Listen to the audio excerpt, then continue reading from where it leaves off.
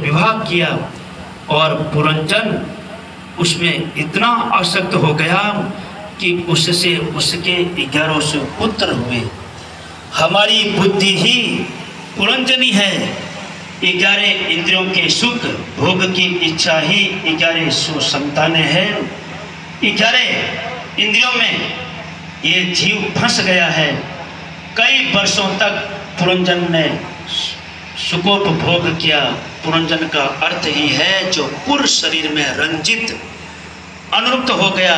ये जीव शरीर को ही सब कुछ समझ लेता है, उसमें ऐसा आनंदित हो जाता है कि उससे अलग होकर कुछ सोच नहीं पाता।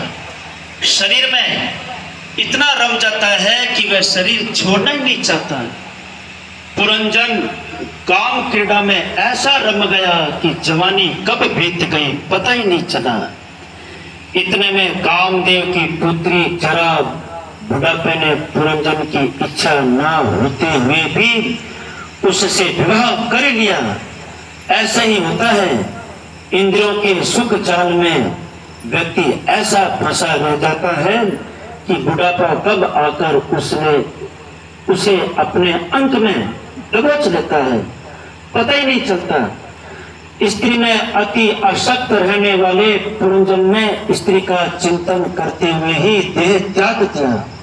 इसलिए अगले जन्म में विदर्भ नगरी में उस कन्या रूप में जन्म लेना पड़ा।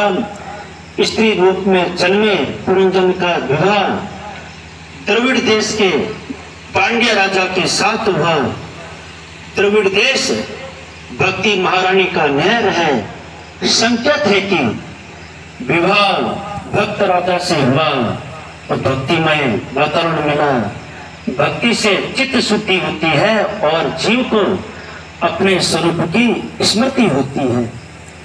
कुछ काल बीतने के बाद स्त्री रूपी पुरंजन के पति की मृत्यु हो गई। कन्या विलाप करने लगी, अब मेरा कोई नहीं है, मैं असहाय हो गई। इसी समय अज्ञात के रूप में परमात्मा ने आकर उसको उपदेश दिया, जिससे उसे आत्मज्ञान प्राप्त हुआ। परमात्मा ने कहा, ए जीव, तू 9 द्वार वाली इस नगरी अर्थात शरीर में ऐसा रंग गया कि मुझे भूल गया, मुझसे दूर हो गया और इसलिए तू दुखी हो रहा है। तो अपने निज स्वरूप तत्वमसि तू भी वही है, उसको भूल गया है। इस स्वरूप को पहचान। पत्नी पुत्र धन